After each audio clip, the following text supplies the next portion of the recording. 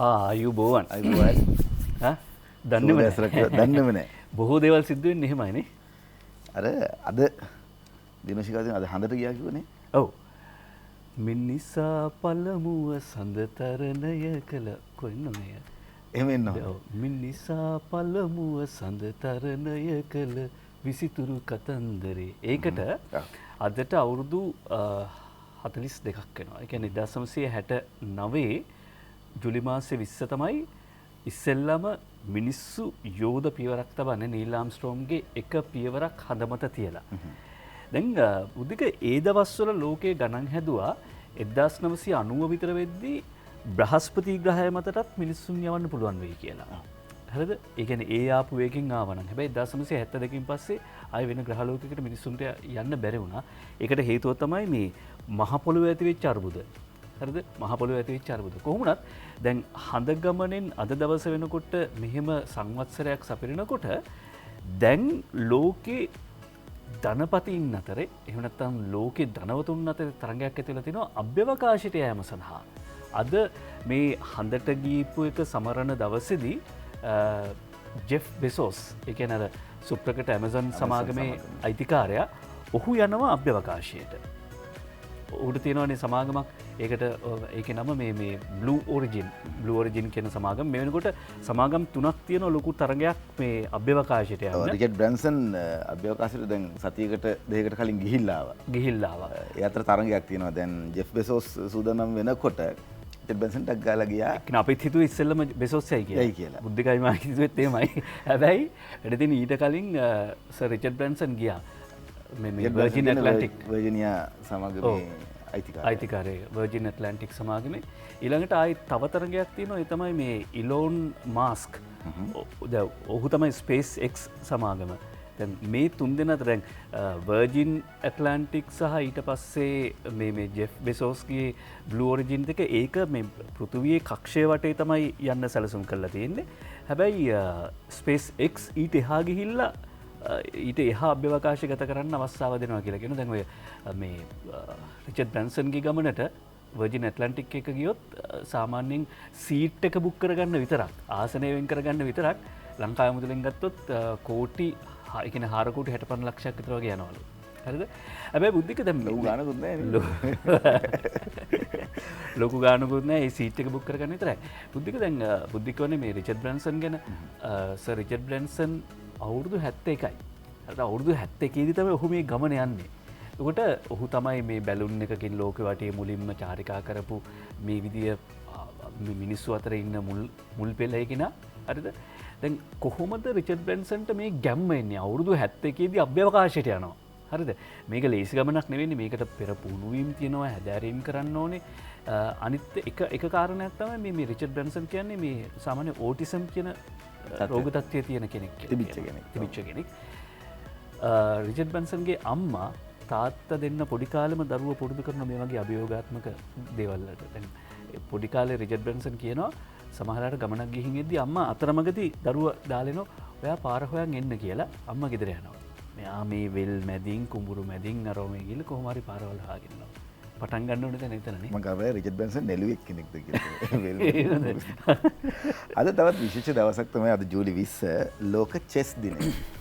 Chess ක්‍රීඩාවට ආස කරන අය ඉන්නව නම් මේ තොරතුරු ගොඩක් වැදගත් වෙයි. තාර්කික බුද්ධිය වැඩි කිරීමට හේතු වන ක්‍රීඩාවක් තමයි චෙස් ක්‍රීඩාව කියලා කියන්නේ. 1966 ජූලි 20 වෙනිදා චෙස් දිනය සමරන්න පටන් ගත්තා. දරුවන්ගේ මානසික සෞඛ්‍ය වර්ධනයට චෙස් වලින් විශාල මෙහෙයක් සිද්ධ වෙනවා කියලා කියනවා. ඒ වගේම තමයි යුනෙස්කෝ වල ඉල්ලීම අනුව තමයි එක්සත් ජාතීන්ගේ සංවිධානය විසින් 2019 දී ලෝක චෙස් දිනය කියලා නම් කරලා තියෙන්නේ. චෙස් ක්‍රීඩාවේ අතීතයේ වසර 1500 කට වඩා පැරණි කියලා කියනවා. ඒ වගේම තමයි මේ ක්‍රීඩාව මුලින්ම ආරම්භ වුණේ ඉන්දියාවේදී කියලා විශ්වාසයක් තියෙනවා.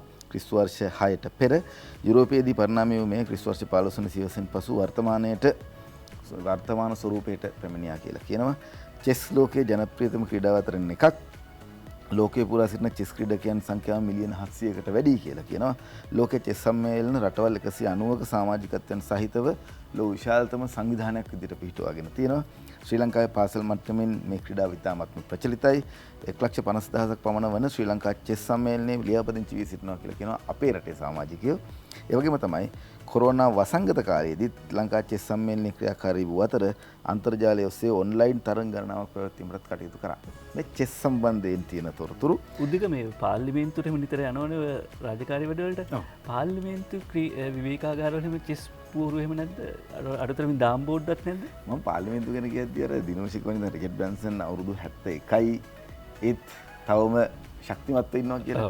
ඉතින් ඇයි ඔය සමාජ ජාලවල එහෙම නිකන් මේ අවුරුදු 70 ගණන් වල යන්න ඕන කියලා කියන්නේ නෑ. ඉතින් මේ මිනිස්සුන්ටත් මේ වැඩ කරන්න පුළුවන්. දෙපැත්තක් තියෙනවා. ඒ කියන්නේ අපි හැමතිස්සෙම වැඩිහිටියන් ගැන කතා කරනකොට ඔවුන්ව පැත්තකට දාලා කතා කරන එක නෙවෙයි. ඇත්තටම ශක්තිමත් නම් වයස අදාළ වෙන්නෙම නැහැ. මොළය මනස ශක්තිමත් නම් අපිට මේ රට වෙනස් කරන්න පුළුවන්. ලෝකේ හැමදාම තොරතුරු අරගෙන එන්නේ දිනෝෂ. අද වෙන විට කොහොමද තත්ත්වය කියලා අපි දිනෝෂිකෙන් දැනගමු. ඒ වගේම තමයි එන්නත් කරණය රට පුරා සීග්‍රයෙන් පැතිර යනවා. මම එහෙමයි කියන්නේ දැන්. يعني අපි හැමතිස්සෙම පැතිරෙනවා කියලා කියන්නේ රෝගයනේ. නැත්නම් මේ කොවිඩ් වෛරසයනේ. එන්නත් කරණය පැතිර යනවා.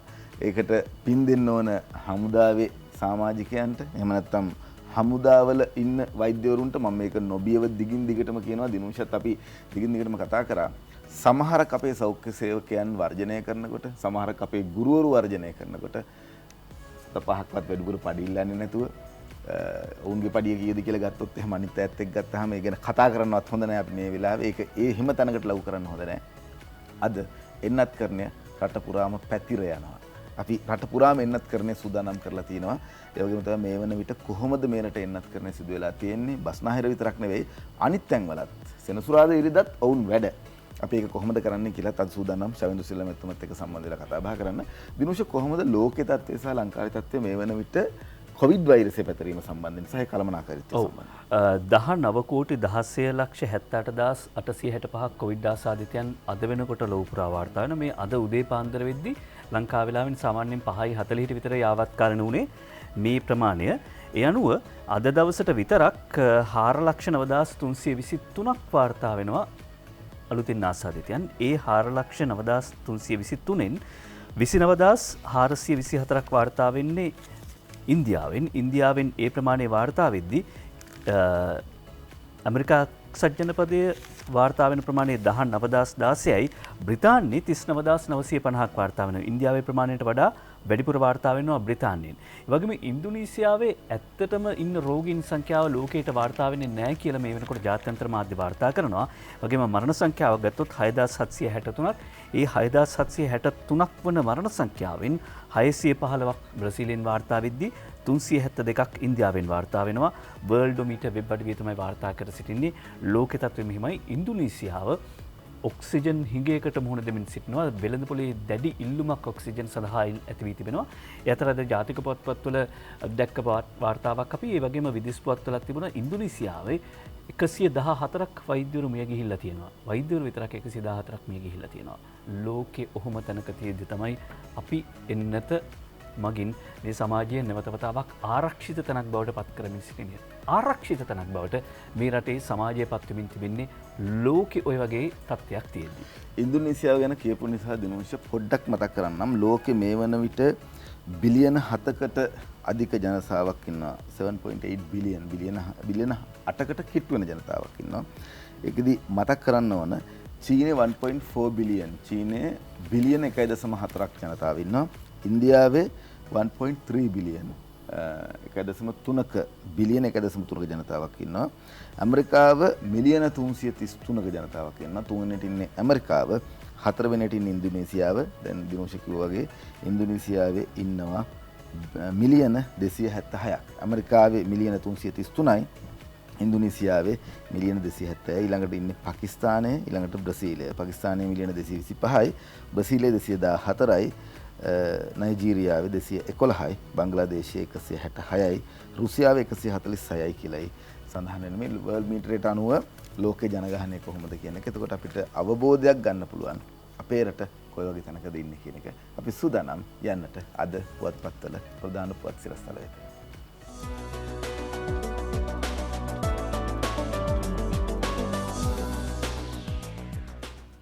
අද පුවත්පත් හැම එකකම වගේ ප්‍රධාන පුවත ජනාධිපතිවරයාට තව තියෙන්නේ අවුරුදු 3ක් නෙවෙයි. මේ 3ට පස්සෙත් තව අවුරුදු 5ක් තියෙනවා කියන කාරණාව. දිවෙන පුවත්පතේ මුල් පුවත මම මුලින්ම තෝරගන්නම්. ඉතිරි අවුරුදු 3 නෙවෙයි. ජනපති යලි සටනට එන බවට ගෝඨාභය ඉඟි කරයි කියලා සඳහන් කරන්නේ. මට අවුරුදු 5කුත් තියෙනවා. ඉතිරි අවුරුදු 3 නෙවෙයි මට අවුරුදු 5කුත් තියෙනවා. ඒ අතරතුරේදී කියනවා බස්නාහිර කොවිඩ් එන්නත් කරණයත් ළඟදීම අවසන් කරනවා. පුනර්ජනනීය විදුලි ප්‍රභවයන්ට වැඩි අවස්ථාවක් වස විස නැති ආහාර වෙනුවෙන් කාබනික පොහොර වලට මුල් තැන දෙනවා. කාබනික වගාවට රට හුරු කරවමින් දේශීය කර්මාන්තය මත රට සමෘද්ධිමත් කිරීමට තමන්ට වසර 3කට පමණක් නොව තවත් වසර 5කුත් ඉතිරිව තිබෙන බව ජනාධිපති ගෝඨාභය රාජපක්ෂ මහතා ප්‍රකාශ කරා කියලා අද මුල් පුවත විදියට දිවයින පුවත වාර්තා කරනවා. ව්‍යවස්ථාව අනුව දෙවරක් ජනාධිපති ධූරය සඳහා ඉදිරිපත් වීමේ හැකියාව තියෙනවා. ඒ අනුව තමයි මේ ප්‍රකාශය ඉදිරිපත් කරන්නේ. මව්බිම් පුවත්පත කියන්නේ මගේ ප්‍රතිපත්ති ක්‍රියාවට නගන්න මින් පසුවත් තව අවුරුදු 5ක් තිබෙනවා. දෙවන දුර කාලයක් ගැන ජනපති ඉඟියක් කරයි කියලා මව්බිම් වාර්තා කරද්දී අරුණ පුවත්පතේ සිරස්තලය දුර කාලය ගැන ජනාධිපතිගෙන් ඉඟියක් මගේ ප්‍රතිපත්ති ක්‍රියාත්මක කරන තව අවුරුදු 8ක් තියෙනවා. ඒ වගේම කොතලාවල පනත තුන්වනදා විවාද කර සම්මත කරගන්නවා කියලත් අරුණ පුවත්පත තවදුරටත් වාර්තා කරනවා. නිලන්ත මදුරාවලගේ වාර්තාවක් ඒ නානතනග ගමගේ මේ දෙන්න එකතු වෙලා තමයි මේ වාර්තාව සිරස්තල අතර ගොනු කරන්නේ.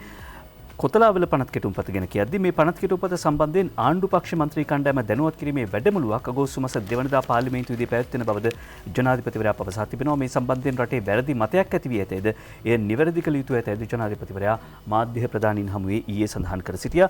මත බෙහෙදයට තුඩු ඇති කොතලාවල ජාතික ආරක්ෂක විශ්වවිද්‍යාල පනත් කෙටුම්පත අගෝස්තු මාසයේ 3 වෙනිදා පාර්ලිමේන්තුවට ඉදිරිපත් කර සම්මත කර ගන්නා බව ජනාධිපති ගෝඨාභය රාජපක්ෂ මහත්මයා තවදුරටත් කියා සිටිනවා. දිනවෙන පුවත්පතේ වාර්තාවත් මුල් පුවත විදිහට වාර්තා කළ තින්නේ එයමයි. දෙවෙනි දූර කාලයක් සඳහා මීළඟ ජනාධිපතිවරණයට තරඟ කරනවා කියලායි දිනවෙන පුවත්පත වාර්තා කරන්නේ. ජනාධිපති ගෝඨාභය මාධ්‍ය ආයතන ප්‍රධානීන්ට කියයි. නුවන් පොඩිකාර මේ වාර්තාව දිනවෙනට ඉදිරිපත් කරනවා. ඊයේ දවසේදී පැවැත්වුණා ජනාධිපතිවරයා ජනමාධ්‍ය ආයතන සභාපතිවරු සහ පෞද්ගලික මාධ්‍ය ආයතන හිමිකරුවන් සමග ජනාධිපති කාර්යාලයේදී රැස්වීමක්. මේ රැස්වීමෙත් තමයි කියලා තියෙන නැවත වතක් ජනාධිපති ධූරය දැරීම සඳහා මීළඟ ජනාධිපතිවරණයේදී තරඟ වැදීමට බලාපොරොත්තු වෙන බව ප්‍රකාශ කරා කියලා සඳහන් කරනවා. තම ප්‍රතිපත්ති ක්‍රියාත්මක කිරීමට වසර 3ක් නොව ඉන් පසුවද තවත් වසර 5ක් තිබෙන බව මාධ්‍ය ආයතන හිමිකරුවන් සමග ජනාධිපතිවරයා කියා සිටියා කියලා අද දිනවෙන පුවත්පතත් වාර්තා කරනවා. අද පුවත්පතේ ප්‍රධාන සිරස්තලය කොළඹ ජාතික රෝහලේ රෝගීන් 200 දෙනාගෙන් 100කට ඔක්සිජන් අවශ්‍ය වෙලා තියෙනවා. කොළඹ ජාතික රෝහලේ කොවිඩ් රෝගීන් 200න් 100කට ඔක්සිජන් දෙයි. සංචරණ සීමා ලිහිල් කිරීමෙන් පසු ආසාදිතයන් ඉහළ යාමක්, එන්නත ලබා ගැනීම හා මුවමැස්ම නිසි ලෙස පැළඳීම රෝගීන් ආරක්ෂා වීමේ ප්‍රමුඛ කාර්යයයි කොළඹ ජාතික රෝහලේ කායික රෝග විශේෂඥ වෛද්‍ය පුල් දිසානායක මහත්මයා උපුටා දක්වමින් නිදර්ශනී වික්‍රමසිංහ ප්‍රධාන පුවත වාර්තා කරනවා අද පුවත්පතේ.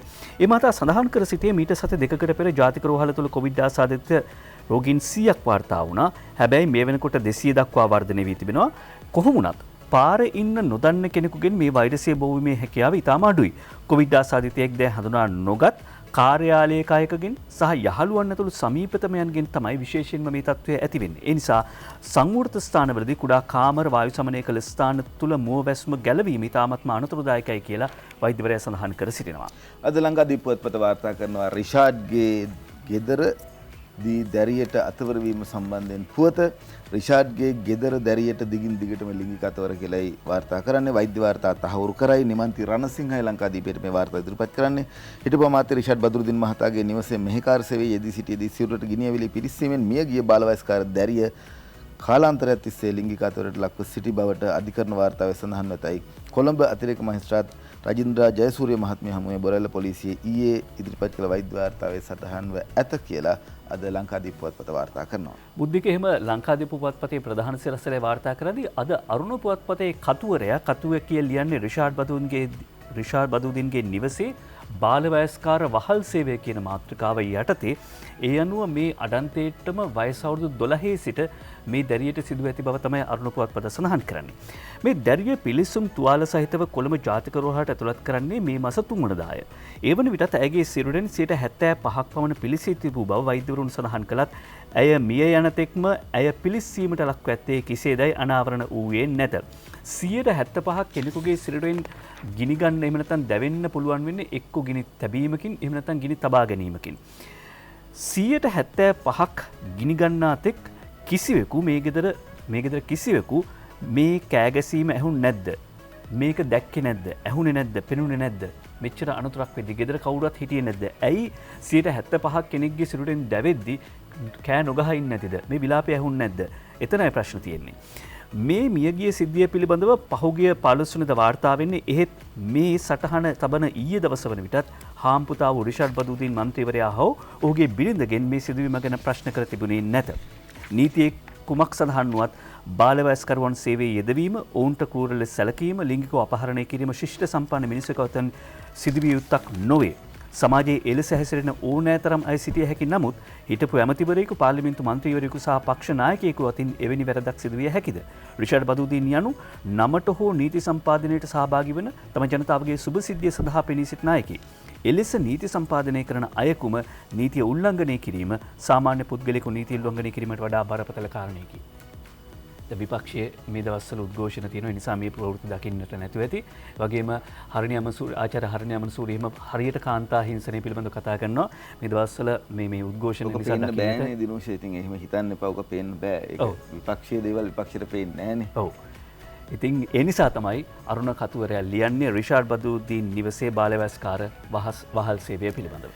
අපි සූදානම් සම්බන්ධ කරගන්න ජෙනරාල් ෂයන් සිල්ලා මැතිතුමන්. එතුමා තමයි අනිල් නිලධාරී ආරක්ෂක මානලික ප්‍රධානියා. ඒ වගේම තමයි රට සම්බන්ධයෙන් අපි දිගින් දිගටම එතුමත් එක්කයි කතා බහ කරන්නේ. ආයුබෝවන් ඔබතුමන්ට සුබ දැසනක්.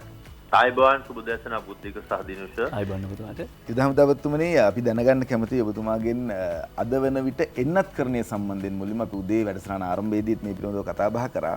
දැන් එන්නත ලබා දීම පැතිර යනවා කියලා අපි මේ කිව්වේ. අපි හැමදාම බයෙන් හිටියේ රෝගය කොයිතරම් ඉක්මනට පැතිරෙයිද කියලා. දැන් අපිට බයක් නැහැ. අපිට පරිස්සමෙන් වැඩ කටයුතු කරන්න වෙනවා ඔබතුමා කියන විදිහට. අපි කැමතියි දැනගන්න කොහොමද මේ එන්නත ව්‍යාප්ත කරලා තියෙන්නේ, එන්නත ජනතාවට ලබා දෙන්නේ කොහොමද කියලා ඔබතුමාගෙන් දැනගන්න කැමතියි.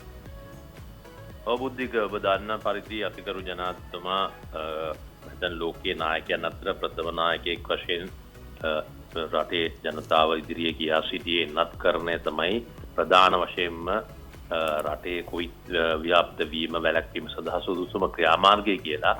ඒ අනුව අපි රටක් වශයෙන් අනෙකුත් රටවල්ට ප්‍රථම එන්නත් ලබා ගැනීමටත් කටයුතු කරනු ලැබුවා. මේ වෙනුවට අපි 1,58,10,000ක් එන්නත් ශ්‍රී ලංකාවට රැගෙන ඇවිත් තිබෙනවා. විශේෂයෙන්ම සයිනෝෆාර්ම් එන්නත් මාත්‍රා 71 ලක්ෂයක්, ඇස්ට්‍රාසෙනිකා 12,64,000ක්, ස්පුට්නික් එන්නත් 1,80,000ක්, ෆයිසර් එන්නත් 1,14,000ක්, සහ මොඩර්නා එන්නත් මිලියන 1.5ක් නැත්නම් ලක්ෂ 15ක් ශ්‍රී ලංකාවට රැගෙන ඇවිත් තිබෙනවා. ඉන් මේ වන විට අද උදෑසන වෙන විට ඊ රාත්‍රිය වෙනකොට ඇත්තටම 75,77,534ක් අපි එන්නත්කරණය කරලා තිබෙනවා. තවත් එන්නා මාත්‍රා 26,27,603ක් 26,27,603ක් අප සතුව තිබෙනවා. ඉන් බහුතරයක් තිබෙන්නේ මේ 26 ලක්ෂයෙන්ම ලක්ෂ 15 ලක්ෂ 13කට වැඩි සංඛ්‍යාවක් තිබෙන්නේ ඇත්තටම පෙරේදාගෙන් නාගන්නා ලද මොඩර්නා එන්නත. අනෙකුත් සයිනෝෆාර්ම් එන්නත් සංඛ්‍යාවක් මේ වන විටත් මිලියන 1කට ආසන්න සංඛ්‍යාවක් තිබෙන්නේ. ඒ ඇවිල්ලා ඔබ දන්නවා ඒ අනුරූප දිනයන් වලදී අපි ලබා දිය යුත්තේ අපිට අවශ්‍ය පරිදි එන්නත්කරණය කරන්න බෑ. නමුත් ශ්‍රී ලංකාවට රැගෙන එන ලද මොඩර්නා එන්නත් විශේෂයෙන්ම මහනුවර දිස්ත්‍රික්කය සහ මහත්තලේ දිස්ත්‍රික්ක දෙක තමයි විශේෂයෙන්ම අපි එන්නත්කරණය කරනු ලබන්නේ. ඉතින් එය අද දිනේ හෙට දිනේ ඉතිරි දින 3-4 තුල විශේෂයෙන්ම සතියාන්තය වෙන විට බොහෝ දුරට මාතලේ සහ මහනුවර දිස්ත්‍රික්කවල එන්නත්කරණය කර ගැනීමට හැකියාවක් ලැබෙයි. ඒත් එක්කම ඔබ දන්නා ෆයිස් එන්නත් මාත්‍රා ප්‍රමාණයක් රැගෙන ලැබුවා. ඒ ප්‍රමාණය අපි මන්නාරමට ලබා දුන්නා. ඊට අමතරව අපි විශේෂයෙන්ම විදේශ රටවල් විදේශගත වීමට සිටින අපේ ශිෂ්‍ය ශිෂ්‍යාවන්ට දරුවන්ට ලබා දීමත් යුද හමුදා රෝහල තුල කරනු ලැබුවා. ඒ තවදුරටත් ඒ ආකාරයෙන්ම අපි කරගෙන යනවා.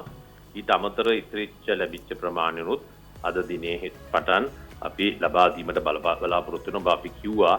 පුත්තලම සිට මන්නාරම යාපනය දක්වා වූ මුහුදු තීරයේදී තමයි බොහෝ දුරට මේ දීවර ජනතාව ඩෙල්ටා ප්‍රභේදයේ ශ්‍රී ලංකාවට පැමිණෙනවා නම් ඒ මුහුදු තීරයේ ජීවත් වෙන දීවර ජනතාවගෙන් පැමිණීමට හැකියාවක් තිබෙනවා කියලා. ඒ අනුව ඒ ප්‍රදේශවලට අද දිනේදී ශ්‍රී ලංකා යුද හමුදාව, නාවික හමුදාව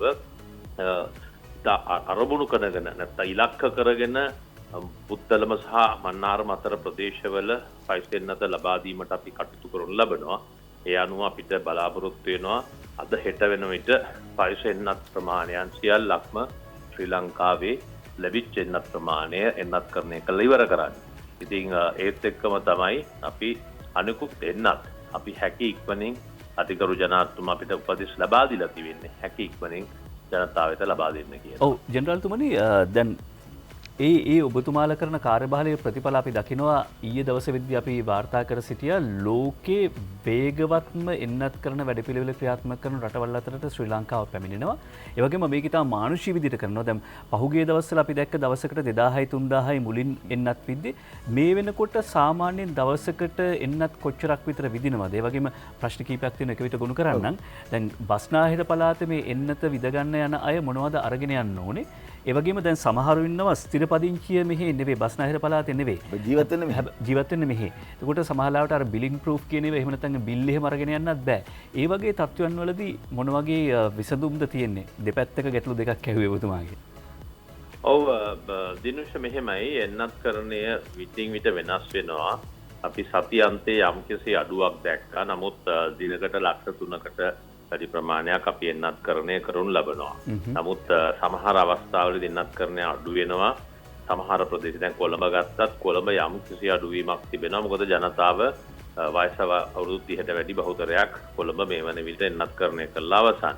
ඔබතුමා අහුවා යම්කිසි ප්‍රශ්නයක්. ඔව් අපි ඩෙන්ටිටි කාඩ් එකත් එක්ක ගියාන් පස්සේ මොකද ඒවා සඳහන් කරගෙන ඒවා පරිගණක කරගත යුතුව තිබෙනවා. ඉතින් ඒ අනුව අපි එන්නත් කරණය කරනු ලබනවා පළවෙනි මාසයේ. දෙවෙනි මාත්‍රය නම් අනිවාර්යයෙන්ම පළවෙනි මාත්‍රය ලබා දුන්නේ කාඩ් එක අරගෙන යන්න ඕනේ දෙවෙනි මාත්‍රය ලබා ගැනීමට. එතකොට කොළඹ දිස්ත්‍රික්කයේ ගත්තොත් මේ ආකාරයෙන් අපි එන්නත් ඕනම පුද්ගලයෙක්ට විහාර මහදේවි උද්‍යානයේට නැත්නම් දියතුවෙනට ගිහිල්ලා එන්නත් කරන ගැනීම හැකියාවක් තිබෙනවා. අපි දකින්න ඔබ දැන් කිව්වා වගේ සමහර ප්‍රශ්න තිබෙනවා වෙනත් පළාත්වල හෝ එහෙම කණ්ඩායමුත් ඉන්නවා.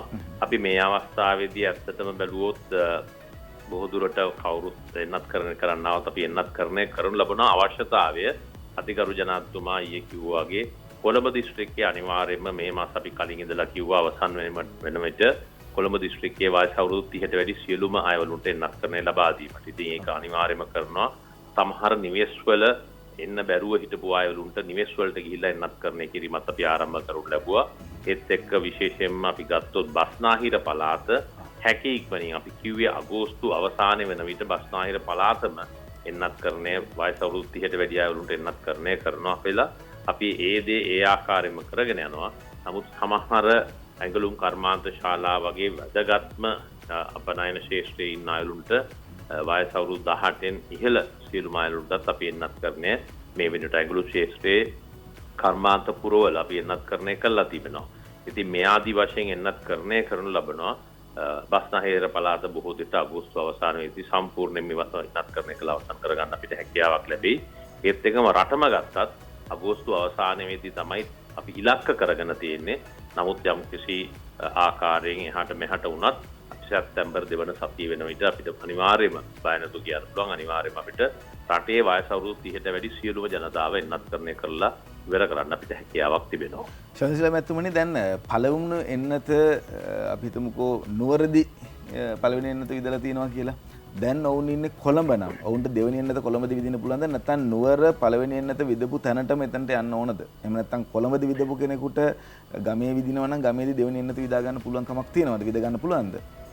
අනිවාර්යයෙන් මේ වගේ ප්‍රශ්නයක් තිබ්බේ ලංකාවේ නිකන් එන්නත් මාත්‍රා මිලියනයක් දෙකක් තුනක් තියෙන කාලේ අපි තාමත් පරිස්සම් වුණා. මොකද අපි අර ඉලක්ක කරගෙන කොවිඩ් පැතිරෙන ප්‍රදේශ ඉලක්ක කරගෙන කරපු හින්දා එවැනි සීමාවන් පනවමින් සිටියා.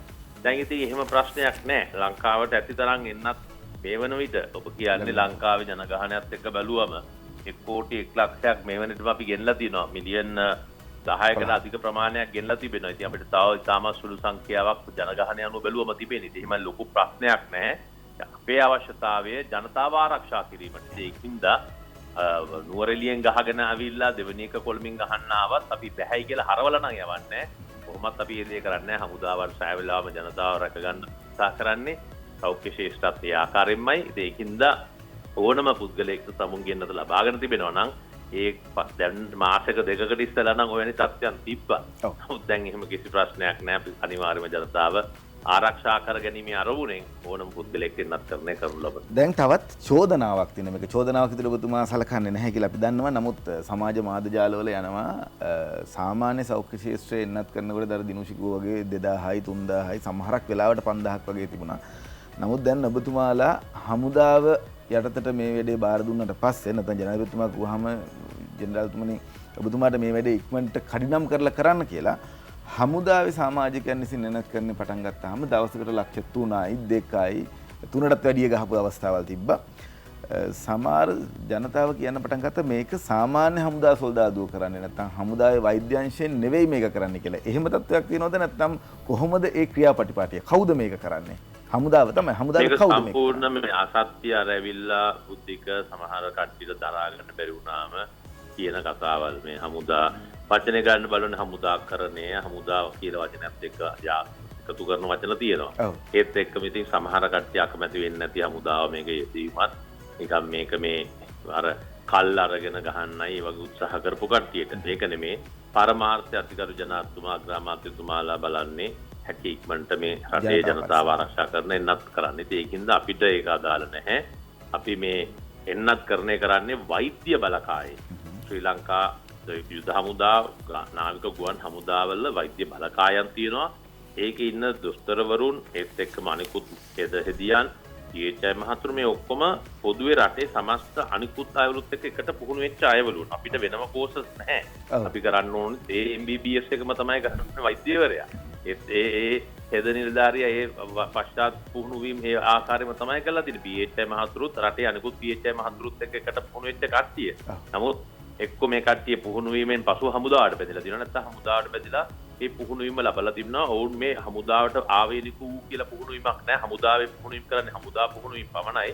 අනිකුත් මේ ශාස්ත්‍රවල ඕනම ශාස්ත්‍රයක ඒ ආකාරයේ පුහුණු වෙච්ච අයලුන් ගහන්නේ මේ එන්නත්කරණය කිසිසේත්ම මේ දැක්කේ නැති කට්ටිය එන්නත්කරණය කරන්න යන්නේ නැහැ. සාමාන්‍ය පාබල සිද්ධාදුවන් මේක අනිවාර්යයෙන්ම කරන්නේ සෞඛ්‍ය විශේෂඥයන් ඒ ශාස්ත්‍රවල දැනුමක් තිබෙන පුහුණුවෙන් ලැබපු ඒ ශාස්ත්‍රයේ රාජකාරී කරන අයුරු පමණයි මේ සඳහා සම්බන්ධ කරගෙන එන්නත්කරණය කරන්නේ. හොඳයි බොහොම ස්තුතියි. ඔබතුමන් ඇතුළු රණවිරුවන්ට පින් කියන එරෙන්න වෙන කියන්න දෙයක් නැහැ. රට මෙහෙම තැනකට ගෙනියන්න වෙන මහන්සිය සහ පැහැදිලිව කලමනා දැන් ප්‍රශ්නයක් ඇහුවාන් පස්සේ එකපාරටම අපි යුද හමුදාපතිතුමාව සම්බන්ධ කරගන්නවා කියලා අහන්නේ එන්නත් කරන්නේ ගැන. ඊට පස්සේ කියනවා ડોක්ටර් ශවෙන්ද්‍ර. ඇත්තටම ඔබතුමා වෛද්‍යවරයෙක් වගේ තමයි. හැම ලෙඩකරම බෙහෙත් ඔබතුමාට තියෙනවා.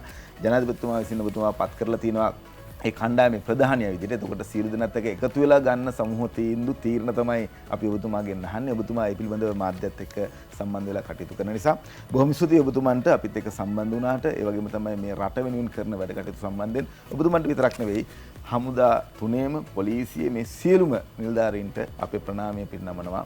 මෙවැනි වසංගතයක් තියෙන වෙලාවක රට බේරගන්න රජයත් එක්ක එකතු වෙලා කරන මහන්සිය වෙනුවෙන් ජනතාව වෙනුවෙන් මම දිනෝෂත් ඔබට ස්තුතිවන්ත වෙනවා. බුද්ධික මේ අපි විරාමයට යන්න කලින් දැන් කොවිඩ් සම්බන්ධ පුවත් කිහිපයක් තියෙන නිසා අවධානය යොමු කරන එක හොඳයි. දැන් මේ එන්නත් ලැබිච්ච ප්‍රමාණය ගැන කිව්වා ඇත්තටම මෙතනදී මේ එන්නත් ලබාගෙනමදී පෞද්ගලිකම ජනාධිපතිවරයා මෙදිහත් වෙනවා. ඒ කියන්නේ බොහෝ රටවල් වලට රාජතාන්ත්‍රික මට්ටමින් දුරකථන සම්බන්ධතා ඒ කියන්නේ ටෙලිෆෝන් කෝල් අරගෙන මෙම කතා කරලා මේ මෙදිහත් වීම මත තමයි මේ එන්නත් ප්‍රමාණය ලබාගත්තේ. ඒ පිළිබඳව අපි කෘතවේදීව සඳහන් කරන්න ඕනේ. මොකද ඇත්තටම අපිත් හිතුවා මේ ලෝකයේ එන්නත නිෂ්පාදනය වෙන වේගය ගත්තම ලංකාවට මේ එන්නත් ප්‍රමාණය ලැබෙයිද කියලා. ඒ අතරේ ඊයේ වාර්තා කර සිටියා කොළඹ සාමාන්‍යයෙන් ඩෙල්ටා ආසාදිතයන් 30ක් 20ක් එමෙත 20ක් 30ක් අතර ප්‍රමාණයක් ඉන්න පුළුවන් කියලා අපි ඊයේ ජාතික පුවත්පත් වලින් උපුටා වාර්තා කළා. හැබැයි කොළඹින් ඩෙල්ටා ආසාදිතයන් 15යි හමු වී තිබෙන්නේ. අහඹ පරීක්ෂණ අඛණ්ඩව සිදු කරනවා කියලා වරුණි පෙරමුණ අද අරුණ පුවත්පතට වාර්තා කරනවා. කොළඹ නගරයේ මෙතෙක් වාර්තා වී තිබෙන ඩෙල්ටා ආසාදිතයන් සංඛ්‍යාව 15ක් පමණයි. ඒ අයගෙත් පළමු පෙළ ආශ්‍රිතයන් පිළිබඳව ජෛව සාම්පල ජයවර්ධනපුර විශ්වවිද්‍යාලයට යවලා තියෙනවා. මේ බව සඳහන් කරන්නේ වෛද්‍ය රුවන් විජයමුනි මහත්මයා. ඒ කොළඹ සියලු ඩෙල්ටා ආශ්‍රිතයොත් නිරෝධාන්ට ලක් කළා කියලා තරුණ පුවත්පත තවදුරටත් වාර්තා කරනවා. මේ වැඩිපුර පිරිස වාර්තා වෙන්නේ දෙමටගොඩ ප්‍රදේශයෙන්. දෙමටගොඩින් තමයි මේ ඩෙල්ටා ආසාදිතයන් වාර්තා වෙන්නේ. දෙමටගොඩ අවුරුදු 18ට වැඩි සියලු දෙනා එන්නත් කරන්නට ලක් කළා තිබෙනවා. ඒ පිළිබඳවත් සඳහන් කරන්න ඕන දීර්ඝ සතියන්තයක් හෙටින් පස්සේ උදා වෙනවා. මේ දීර්ඝ සතියන්තයේදී කොවිඩ් මෙහෙයුම් ක්‍රියාත්මක කරනවා කියලා පොලිස් මූලස්ථානයේ සඳහන් කරනවා. නියෝජ්‍ය පොලිස් ජ්‍යෙෂ්ඨ නියෝජ්‍ය පොලිස්පති නීතිඥ අජිත් රෝහණ මහත්මයා සඳහන් කරනවා.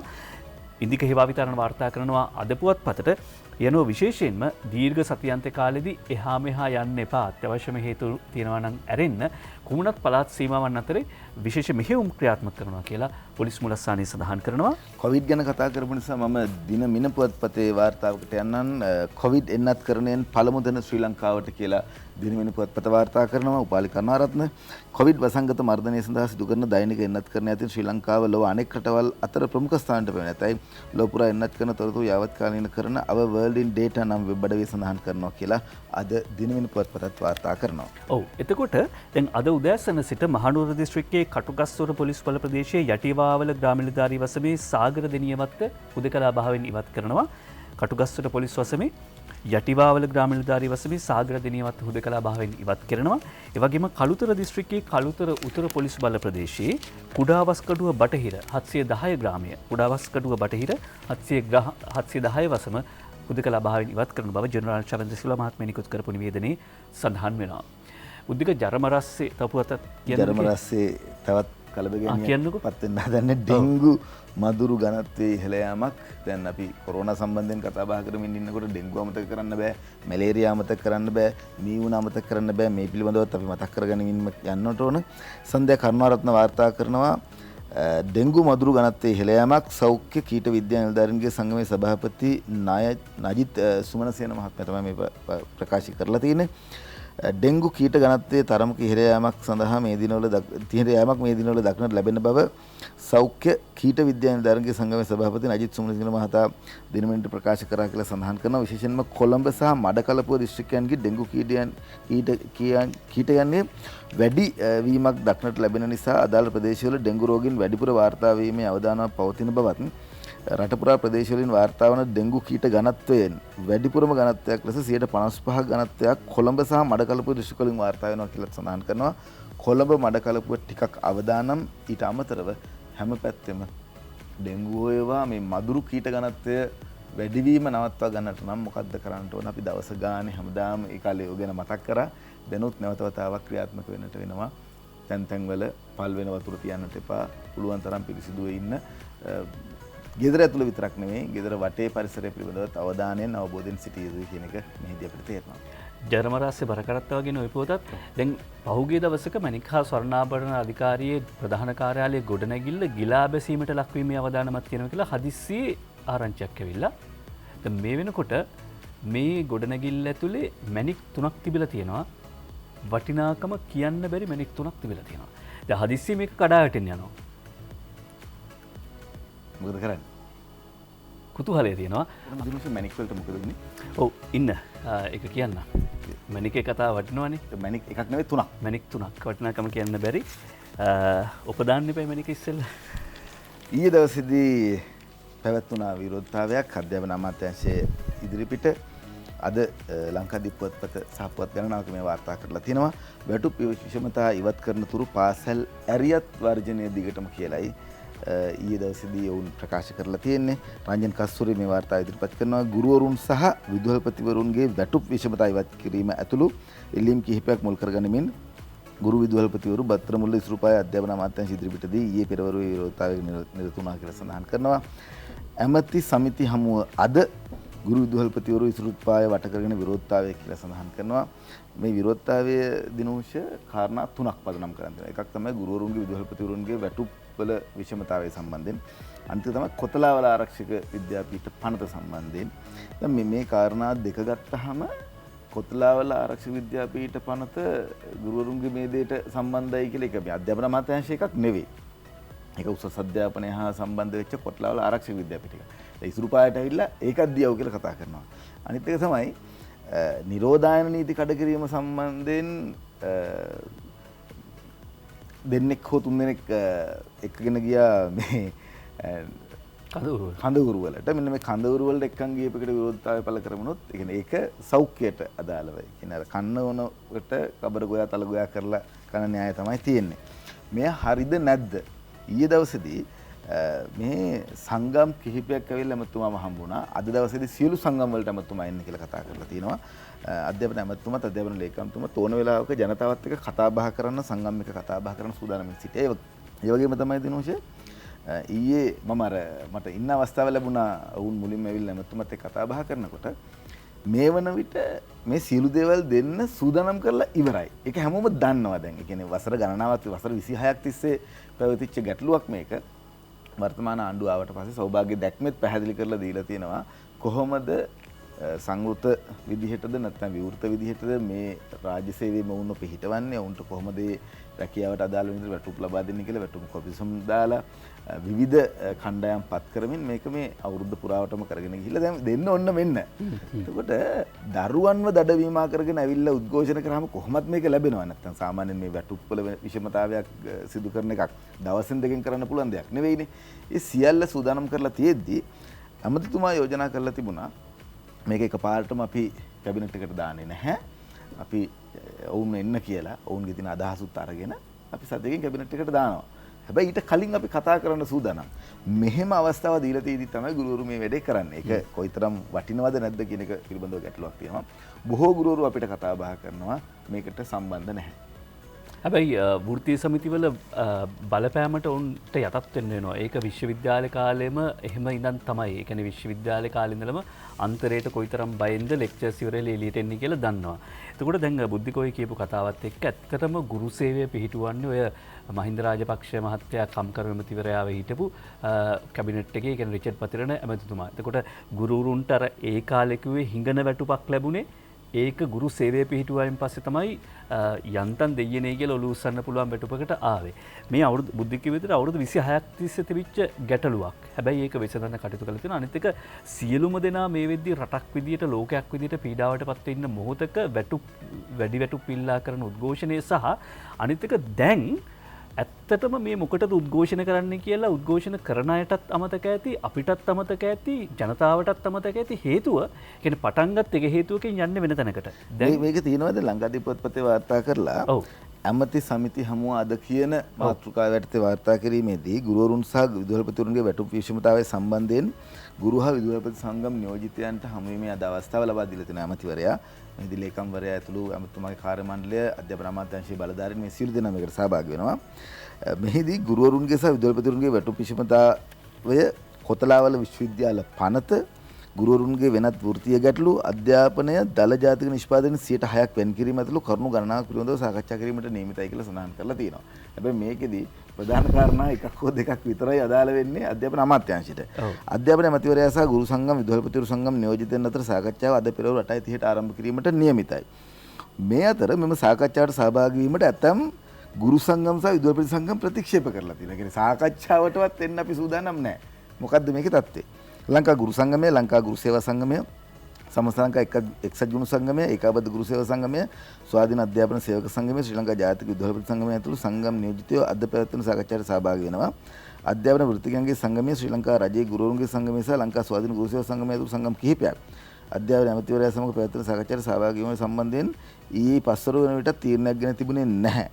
ගුරුවරුට විෂමතා ඉවත් කිරීම ඇතුළු ගැටලු සම්බන්ධයෙන් ප්‍රතිඵල ලබා දීම ඵලදායී නොවන සාකච්ඡාවක් ලබා දීමට අධ්‍යාපන ඇමතිවරයා මාස 11කට පසු තීන්දුව කර ඇතයි සාකච්ඡාවට සහභාගී නොවන ගුරු විදුහල්පති සංගම් කියනවා කියලා කියනවා. මේ මාස 11කට පස්සේ තමයි උන්ට එන්න කියලා තියෙන්නේ. ඒක නිසා ඔවුන් මේ ගැන විශ්වාසයක් නැහැ කියලා තියෙනවා. ඒ කියන්නේ අපි යන්නේ නැහැ ඔය සාකච්ඡාවට. මොකද ඕකට ගියොත් ඔය ප්‍රශ්න විසඳයි.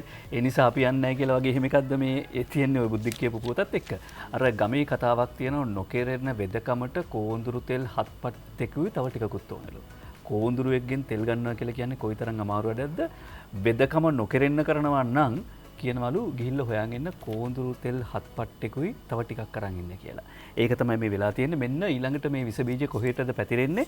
පසුගිය වසරේදී පුහුණුවට බඳවාගත් සියලුම අභ්‍යාසලාභීන් සැප්තැම්බර් 3 ස්ථිර කළ යුතුයි. ඒකාබද්ධ සංවර්ධන නිලධාරී මධ්‍යස්ථානය කියනවා.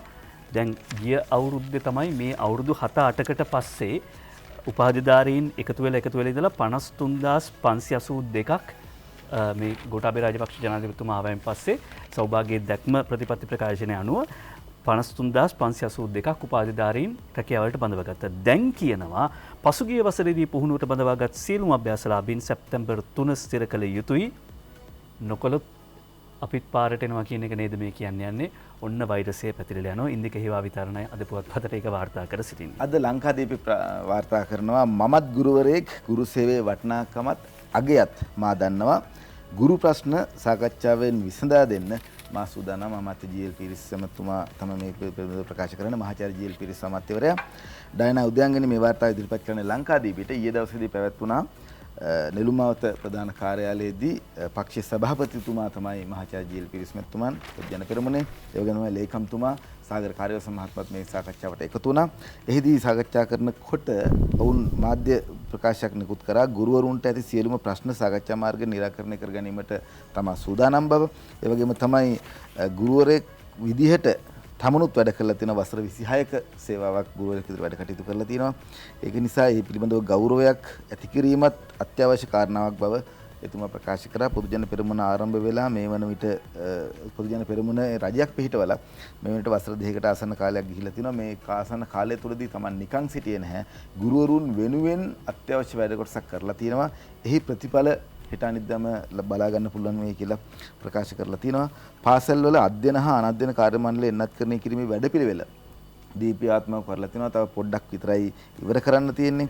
අද උදෑසන වෙන විට ඒ කියන්නේ 19 වෙනිදා උදෑසන වෙන විට බස්නාහිර පළාතේ ගුරුවරුන් 97ක්, දකුණු පළාතේ 83ක්, ඌව පළාතේ 68ක්, වයම් පළාතේ 58ක්, උතුරු පළාතේ 58ක්, උතුරු මැද පළාතේ 56ක්, සබරගමුව 52ක් ආදී වශයෙන් පළාත්වල කොහොමද එන්නත්කරණය කරලා තියෙන්නේ 19 වෙනිදා උදේ වෙනකොට.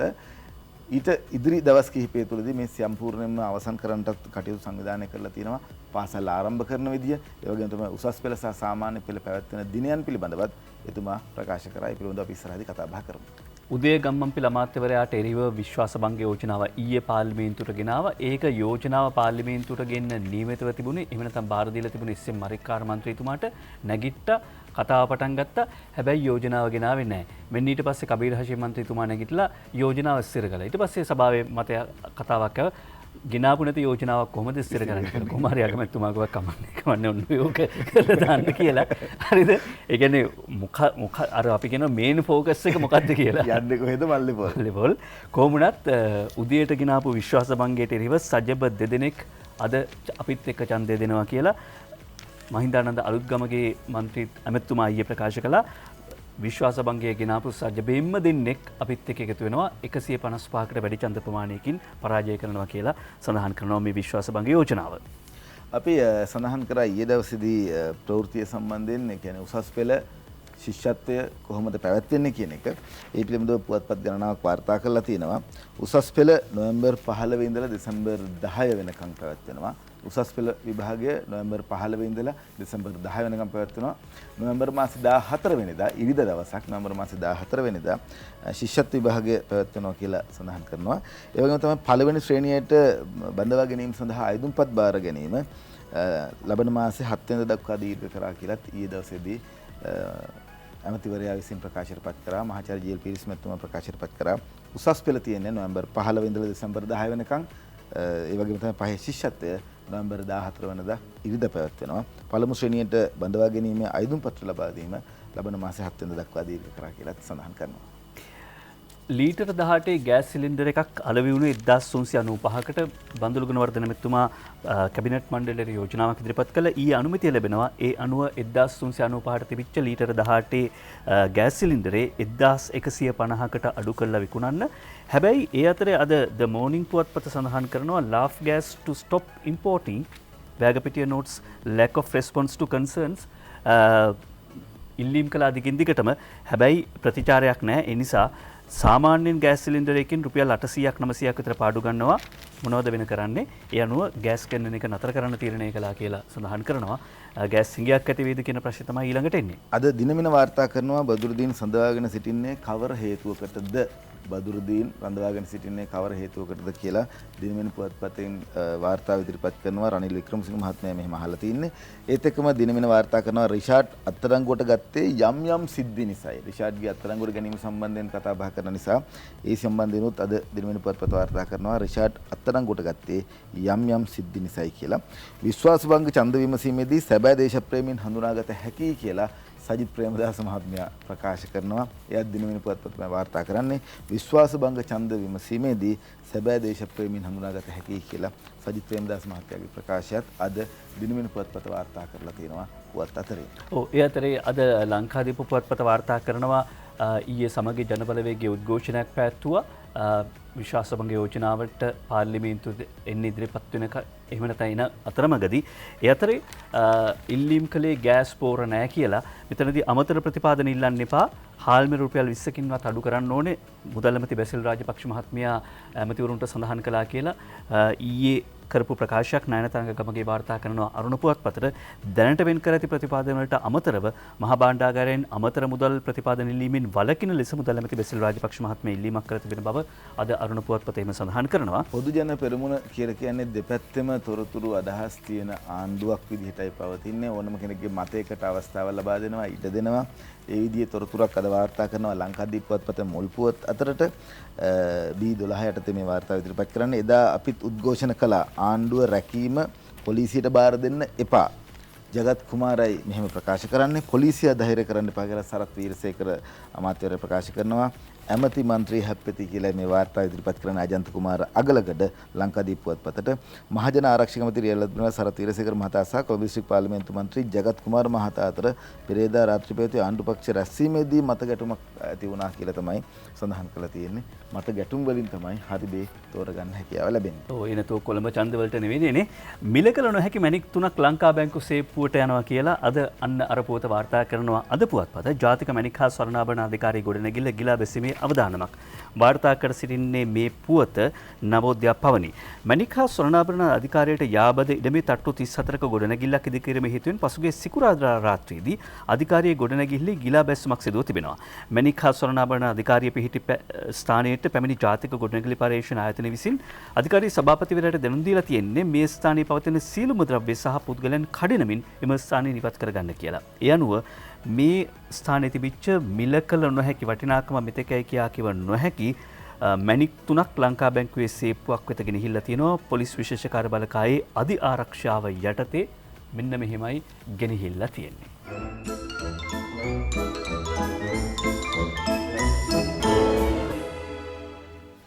අද කාටුන් වලින් මුලින්ම අංජන ඉන්ද්‍රජිත්ගේ කියලා වැඩක් නැහැ කාටුනය. දේශපාලඥයන්ට ලෙඩ හැදෙන්නේ මේ අපිට වගේ නෙවෙයි. එහෙනම් මොකක් හරි කේස් එකකට පොලිසියෙන් ප්‍රශ්න කරයි කියලා හිතුණා නේද? මොකද්ද හේතුව? රිෂාඩ් හදීසියේ ලෙඩ වී රෝහල්ගත වෙලා. රිෂාඩ්ගේ ප්‍රශ්නේ අපි දන්නවා දැන්.